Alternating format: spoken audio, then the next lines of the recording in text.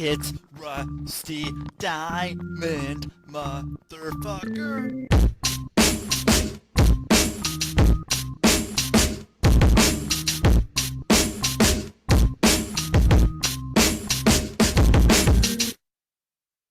Yo, man.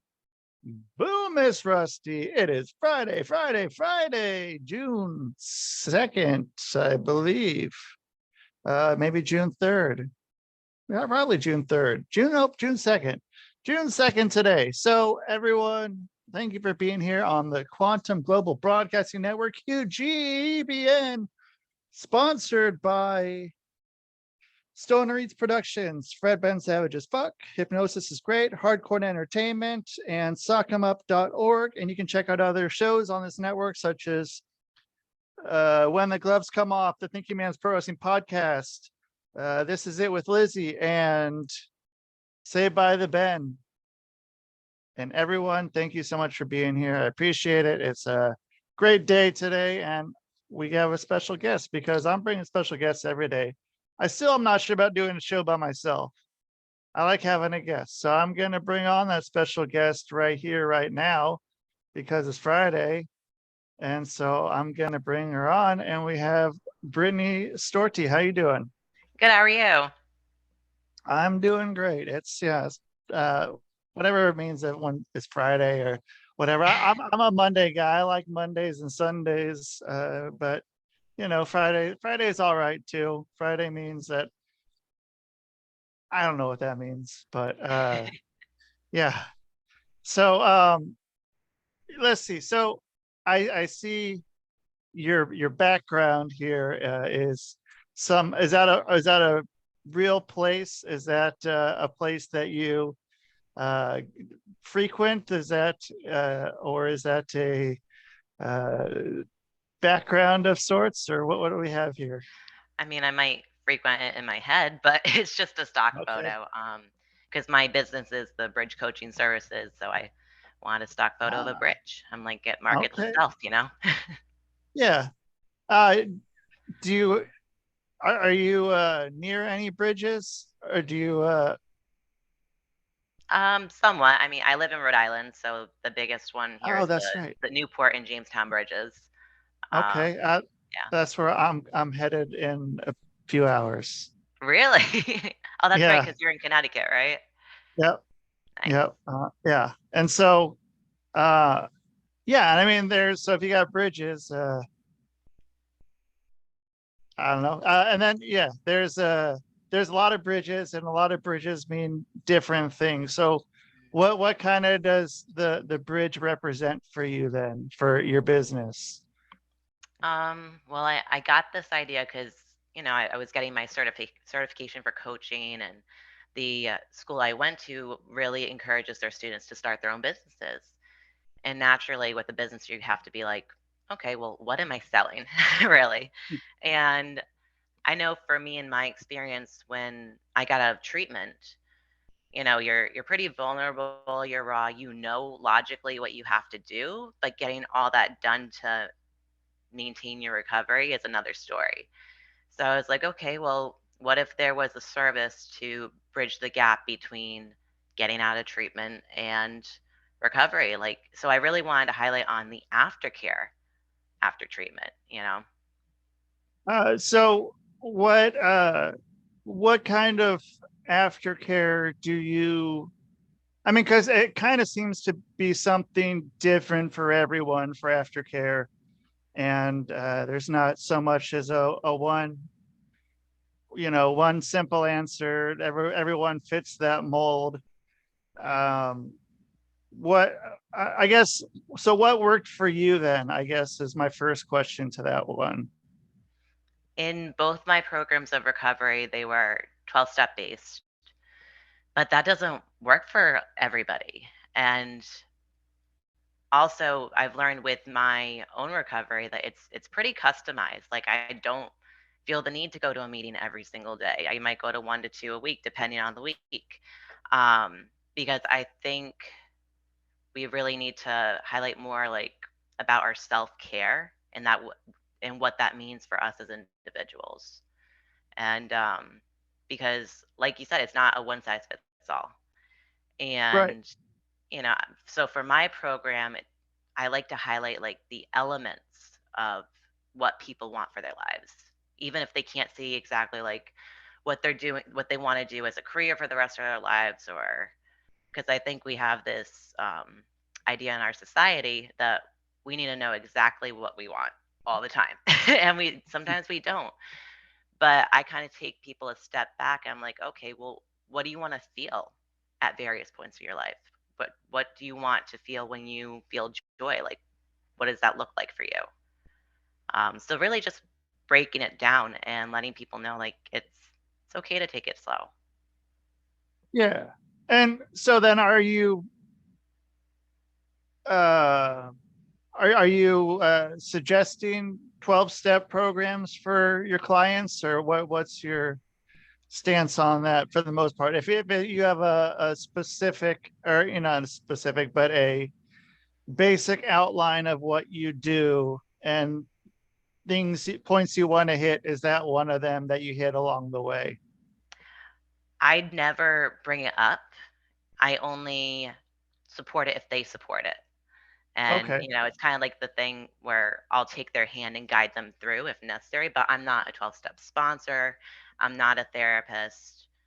And I'm also a woman of faith too. So that would include celebrate recovery. Like there's so many different ways to do it now. It's not just one way anymore. And I'm just kind of there to give them support. And I think it's more empowering that way as well. Yeah. So what do you mean celebrate recovery by Uh, that? cele- Celebrate recovery. It's like AA, but it's more Christ centered, Uh-huh.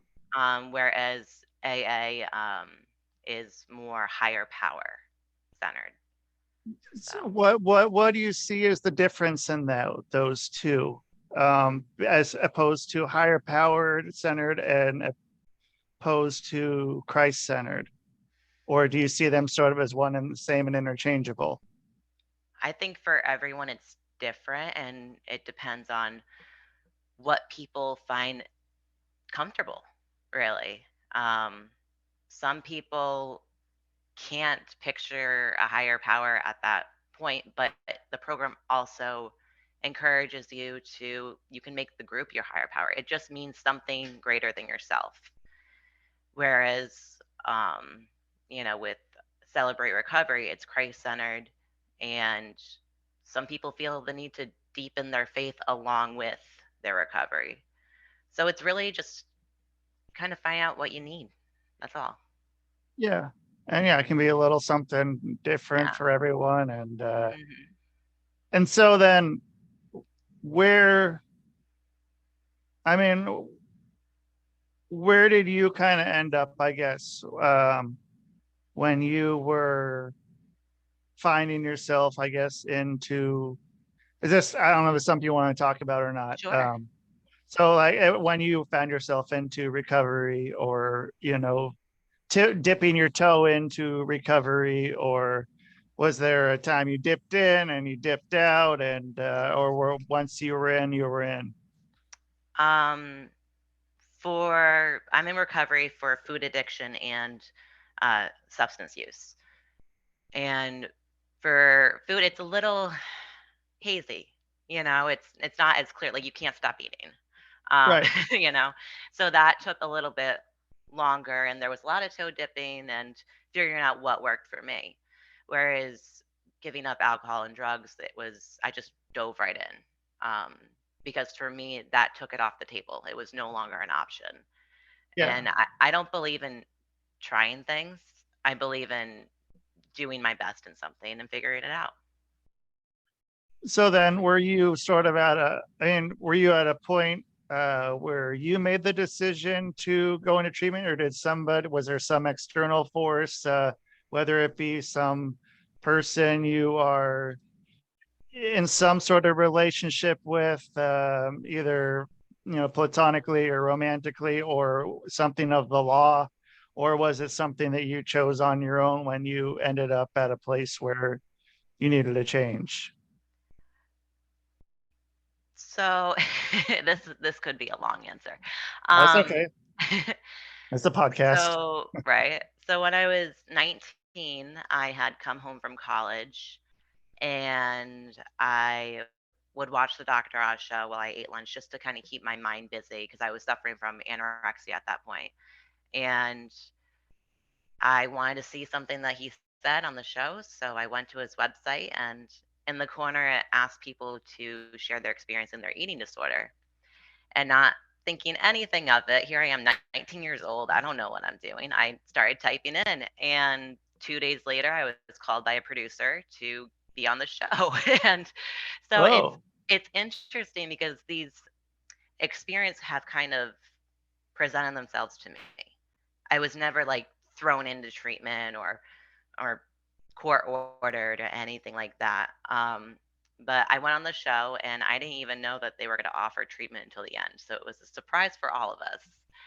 wow. And it took me a couple weeks to make the decision, but I chose to go.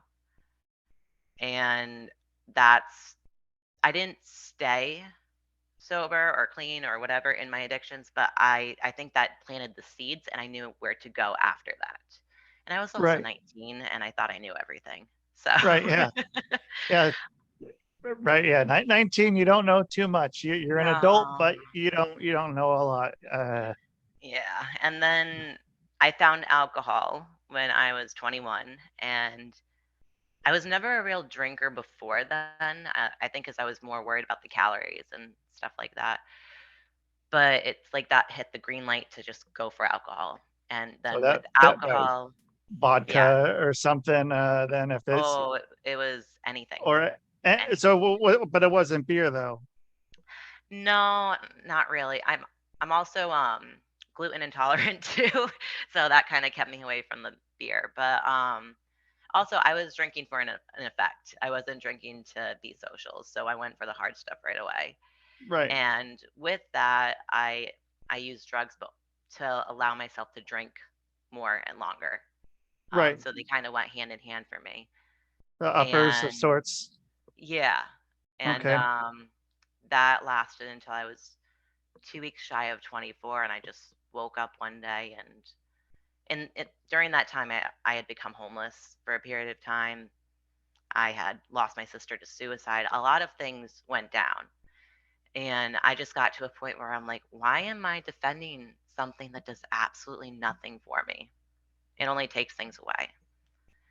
And right, I woke up one day and I had this thirst for something that wasn't alcohol. It was for community, it was for something spiritual. And I drove to an AA meeting. And I remember telling my fiance, and he's like, "Are you okay?" Like everyone freaked out because I was going to AA. And then afterwards, he's like, "Oh yeah, she's just learning how to drink less or whatever." I'm like, "No, that's not what it is. yeah, I'm not going to AA to manage my alcohol. I'm going to give it up." So yeah. Yeah, it's and usually not much and of once I a. gave it, yeah, and once I gave it up, that was it. I never, thank God, went back to it. But So I never you're liked it. 23, I 23 and was, stopped. 20. yeah, I was almost 24, 2 weeks shy of 24. Wow. Yeah, which was So hard because when I turned 24, everyone wanted to go out drinking. right, and yeah, I mean by that time, yeah, everyone loves going to the bars hmm and then so what did you do? Were you just not hanging out with them and going to meetings instead, or what was your sort of way of doing I, that? Were you going there with them and having a soda or something, or I don't think I went out like to a club or anything for the first 6 months. Um, and I just remember feeling very raw, and I went to at least 5 meetings a week just because it well, was a place to go, and I didn't know what else to do, especially because no one's getting sober at 24 years old. You know what I mean? right.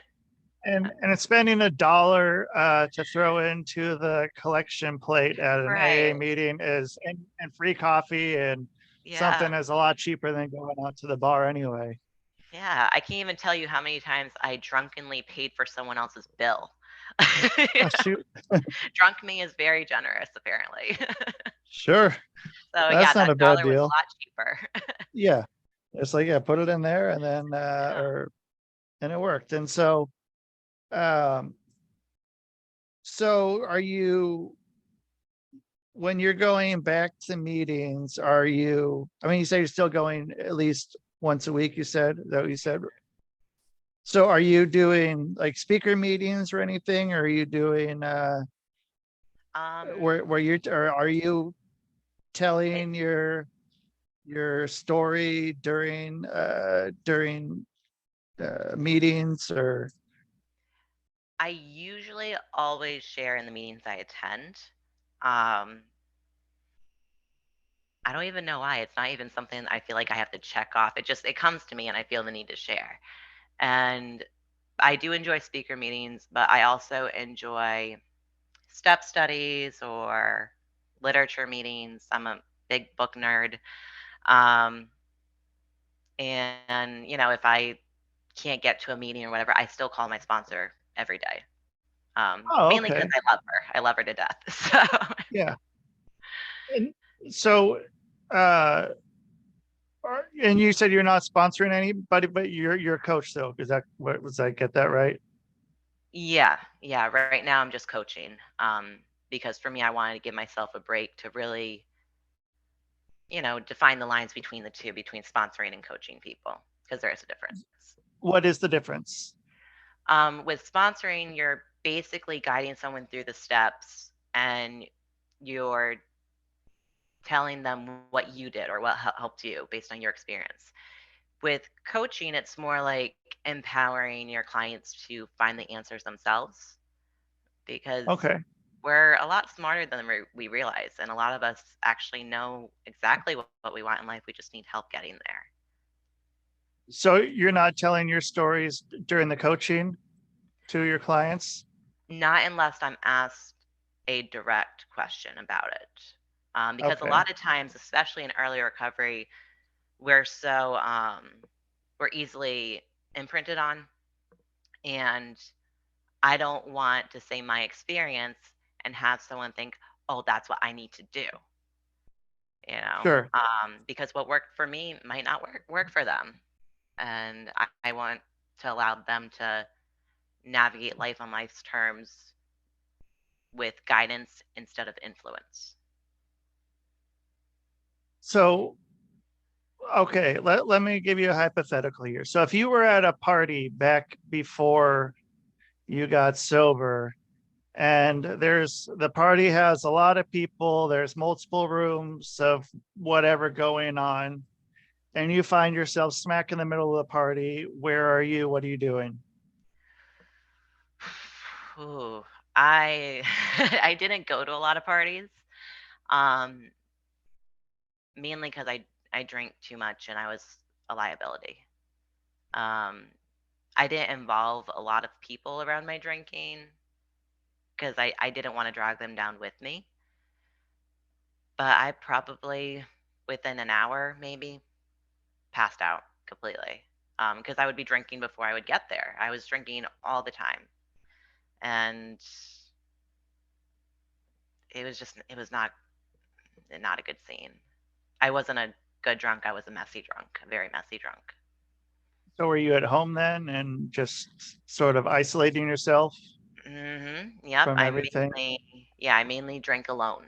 Um, and if I was going to someone's house, I would actually bring my own bottle to make sure I had alcohol with me.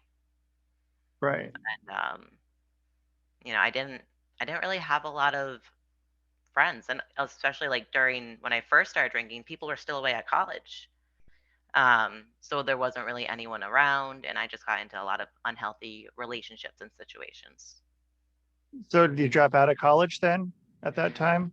Yeah, I dropped out before I went on the Dr. Oz show, just because I mentally couldn't do it anymore. I was 92 pounds. I there was no brain functioning going on really, and my body was shutting down.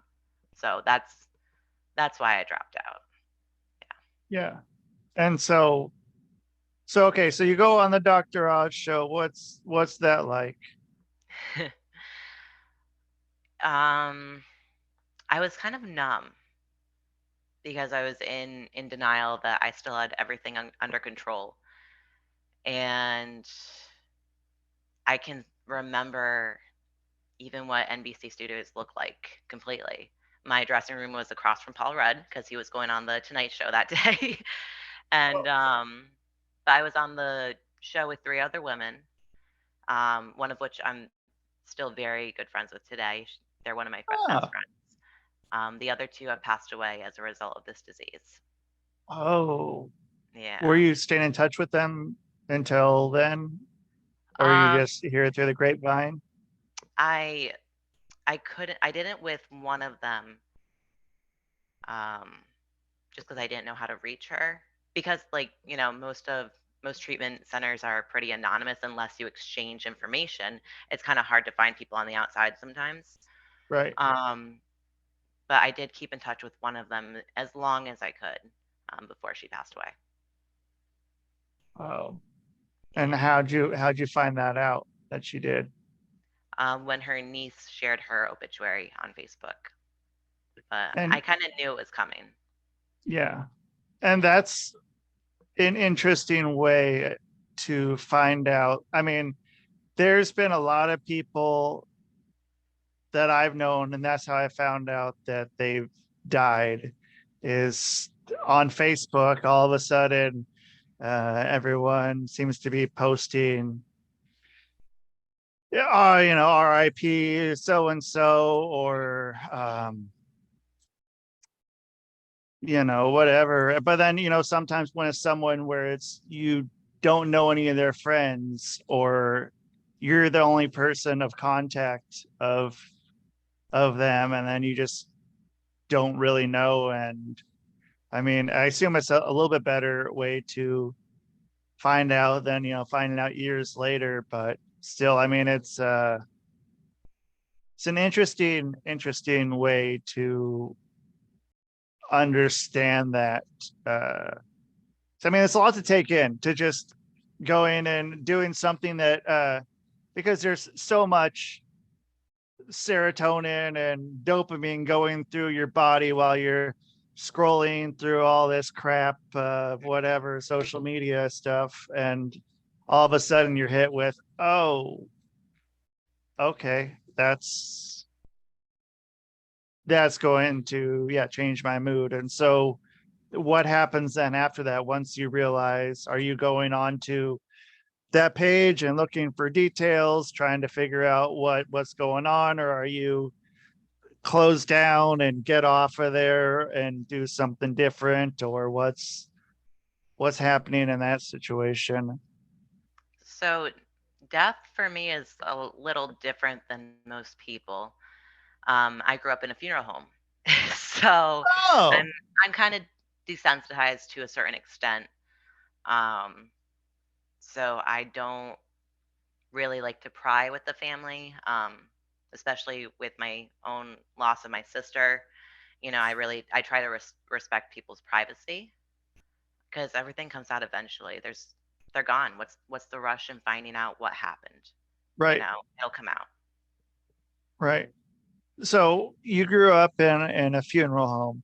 Mhm. So it's just like my girl kind of Yeah, a pretty thing. much. You were like the Veda. Yeah, yeah, because we literally lived upstairs till I was 5. So, Okay, so you coming downstairs, and it'd be okay, like the yeah, movie. And yeah. I remember playing so Barbies on the kneeler in front of the casket when my dad would do makeup on on the people. so what was that like then, being a kid around that? Well, we didn't have sleepovers. But, Oh, who's really sleeping over at 5 years old anyway? Um,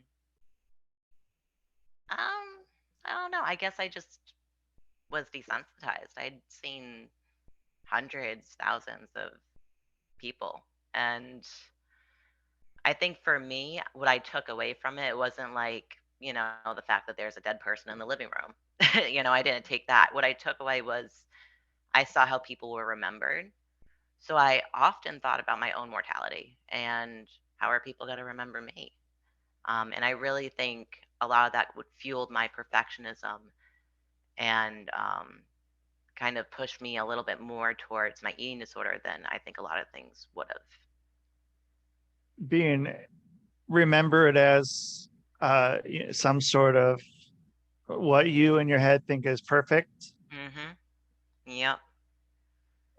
because you saw other people that were maybe not, have the perfect death, I guess is a weird way to put it. The perfect death, the perfect legacy. Mhm. And you were, I mean, so this was only when you were a little kid, correct? That Yeah. you had,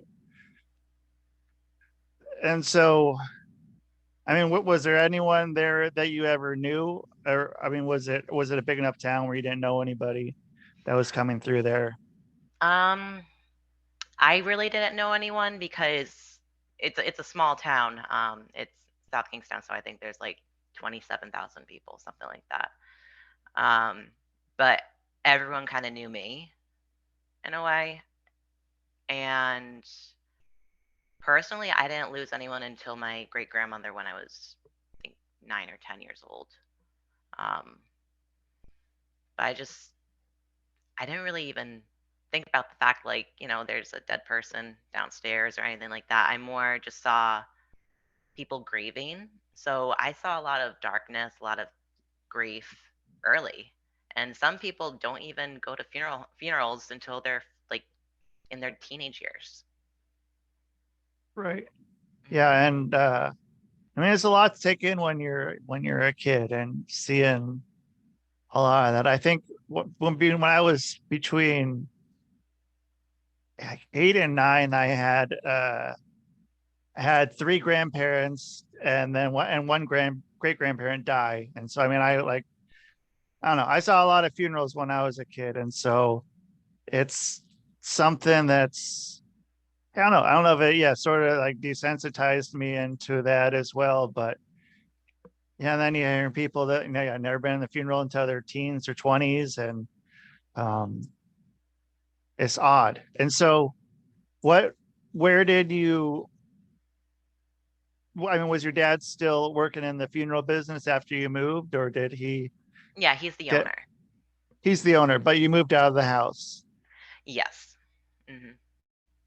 Did you go help him at all after that? Were you going? Would you go over there and did you help to make up or help prepare the room or anything of that sort, or were No, you on your own? I didn't have any desire to be there because as a kid, all I knew is my dad was gone all the time. And so I kind of resented the business a little bit, like that it took my dad away or whatever. So I didn't want anything to do with it. And then I started to work for him at I think 27, something like that. What'd you do? I went to school for funeral directing and I did everything. So Oh, so how long did you do that for, and what got you away from that? I did that for mm, from 2019 until this past January. Um, and I was lured in with financial stability, really, because Sure. I was a hairdresser beforehand, and if you're not all in with that, it's not the most staple job, unless Right. you make it your career, really. And so I got nervous and decided to give funeral directing a shot, and I was really good at it because it was normal to me. I was raised in it, In your but blood.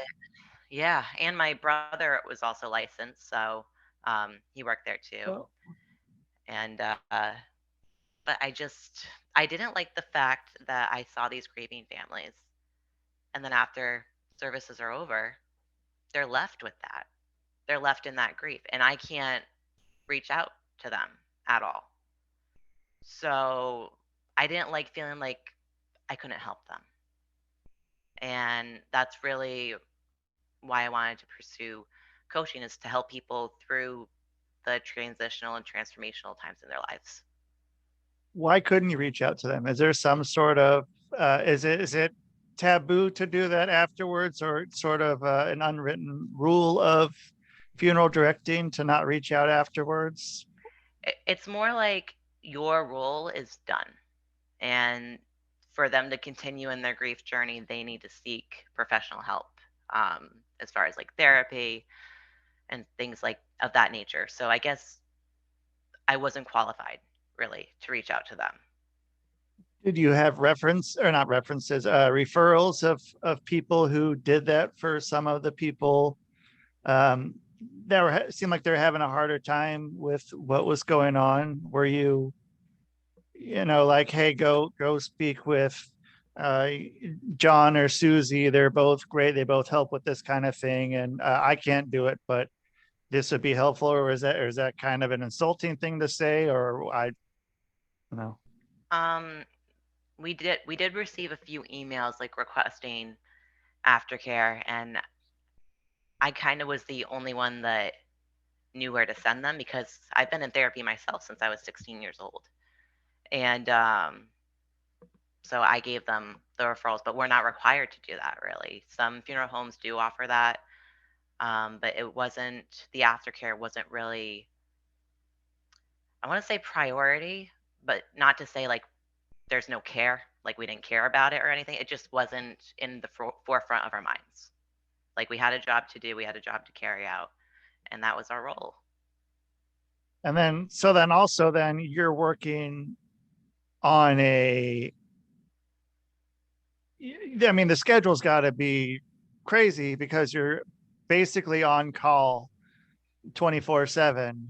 And, you can't be, can't say, hold on a little bit, when someone dies. I mean, you have to be there. So, I mean, that has to be a whole different kind of stress too, having to be on that, not knowing, not being on a normal sleep schedule and changing that up all the time is gonna do wonder, not wonders, but uh I mean, just do crazy stuff to your whole existence, and not knowing what's up, what's down, anything, and then still having to at that time be there for the families coming in because you're the one guiding them. You're the of tour guide of death. And I don't know if that doesn't quite sound right, but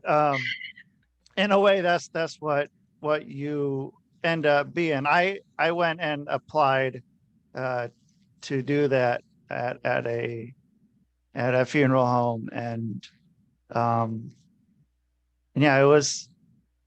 I don't know. I mean, I got the job, but I ended up turning it down, and I don't know. I don't know if I could have,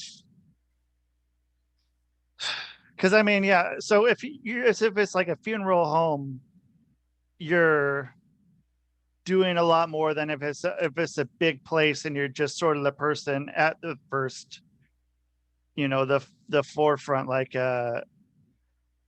you're not doing, like, if you have a funeral home, you're kind of doing everything, as opposed to uh a large not as a corporate place, or like Mhm. Yeah. yeah. I mean, there's not too much of a difference between the both corporate and family owned or privately owned. It's just basically ownership. Okay. Because the funeral director's role is, taking that first call, doing the embalming, like just seeing it all the way through. Some funeral homes do like to assign different roles, like you're strictly an embalmer, you're strictly the front of the house. Some funeral homes do that, but that wasn't us. We did everything, or they Yeah. yeah, they do everything. Everyone's still there. But it is hard, when you're on call, you can't really do anything. And then if you get a call and the family is like, we're not ready just yet.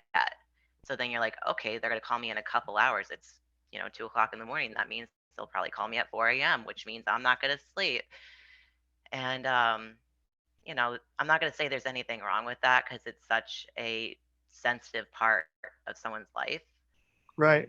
but it is not easy on the other end either. And I think, emotions are high and people show themselves in, I would say in weddings and funerals. Yeah. they always come into their true self sometimes.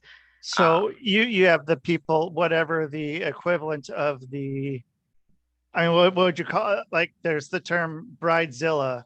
Yeah. So whatever, so there's people like that come in that are just heated and all kinds of, just nothing you can do is right.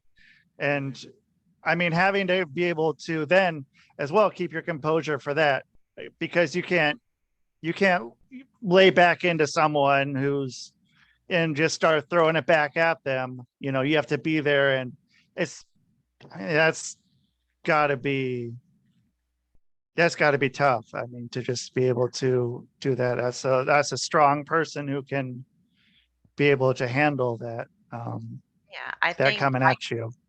yeah, I mean, thankfully I got a lot of families that were very kind, but I also make it a point to let people know I hear them because I think at the end of the day that's all we want. And Right. there are a lot of moving parts in that industry. Like the funeral director is literally just a director. They are at the mercy of, the state or, distributors or, they just kind of put everything together. But as long as I was transparent with my families about the process, they were a lot more understanding instead of me just giving them lip service and just telling them, oh, it's all going to be fine. No, they want to know what's going on. And Right. I don't think there's anything wrong with that. Yeah, and I think they'll appreciate that, the honesty of it, and being upfront and not having to wonder if their you know their person is going to be well cared for, and they are going to be well cared for as well. And so, have you how has that helped transition and helped you with your coaching business? How has that, what parts of that have you taken from that into coaching? I think I have the opportunity now to help save lives instead of dealing with the aftermath. Because we saw a lot of overdoses or a lot of illnesses due to eating disorders or substance use, alcohol, whatever. And now I'm on the other side. So I think in this line of work, I have a lot more hope for people because it's not a definite outcome. It's their choice, 100%, but at least they have a shot. And I think also realizing how special life is and how we're all here to fulfill a certain purpose. I listen to people a lot differently than others would. Um, and it all really starts with their mindset and using positive language versus, that internal monologue of gaslighting themselves. Right, which is very common in addictive minds. That gaslighting yourself, not even someone else gaslighting you. I mean, and that can be a hard one to one grasp, and two accept and learn how to work with that, and learn that you're doing that. Like a lot of people don't even know they're doing that.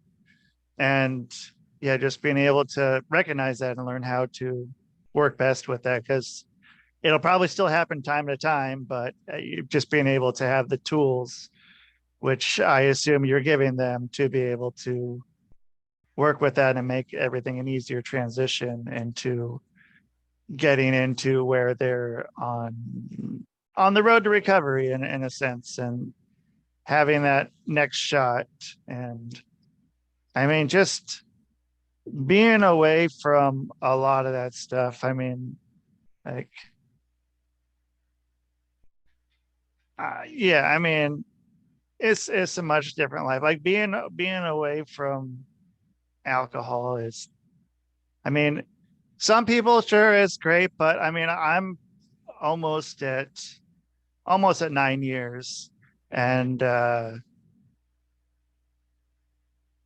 I haven't missed it once. I mean, I I stopped like at the same time, so stopped smoking cigarettes, same time. And um, I mean, so sometimes I have like, I don't know, if I see one in an ashtray that's like half full, I'm like, oh, okay, that might be all right. If there's one that's stepped on that's like half smoked, I'm like, oh yeah, I can go smoke that. But like, I never feel like I want to buy a pack or, bum one off of somebody. But alcohol is just, I haven't had Mm-mm. any desire. And I mean, yeah, and I've been around, some of the kind of like the drinking to pass out and Mhm. watching that, and being in a relationship with someone like that, and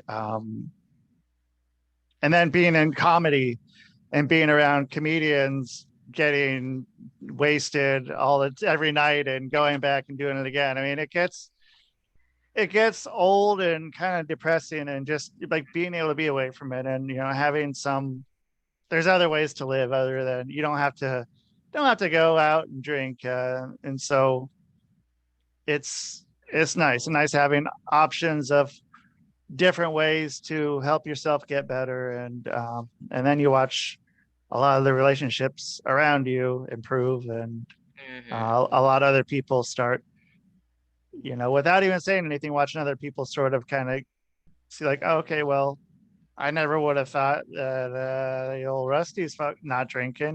Maybe I can give that a shot. Mhm. Um, and so then, if people are wanting to find you to have your coaching and guidance, where are they going to do that? Um, they can call or text me on my business line. It's 508-492-5298. Um, because some people don't want to do the whole formal email thing. And you know what? I fully support that. I fully support any contact versus no contact. I do also have an email. It's Brittany Storti at thebridgecoachingservices.net. Excellent. Is that a Google Voice number? Yes, it is. I'm all for that, because I mean it goes to your phone. Mhm. Um, it goes to your phone without having to disclose your personal number. So it's like they're getting the same exact service as them just calling you up on your phone.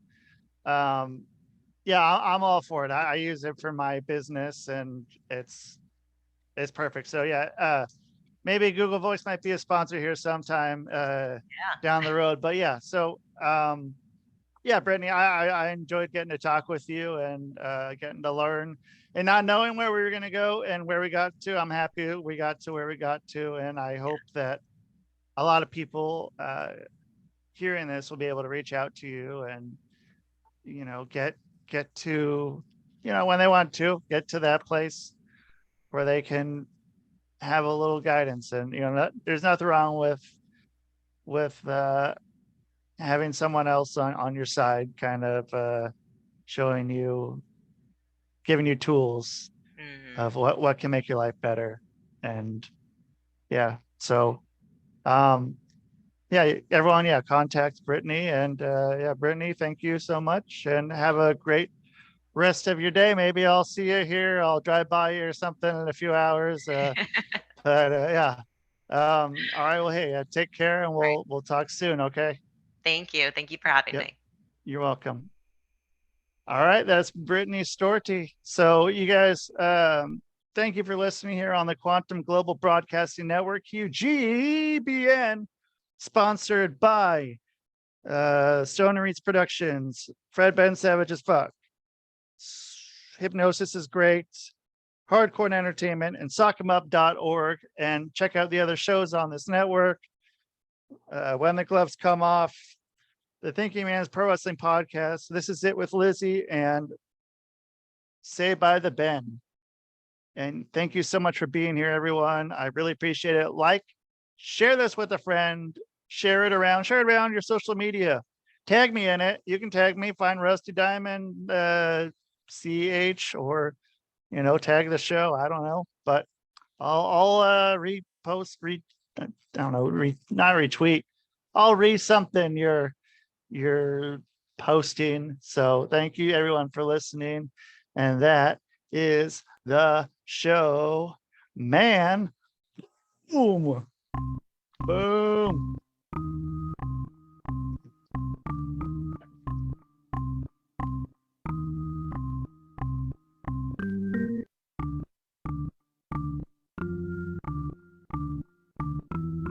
It's Rusty Diamond, motherfucker.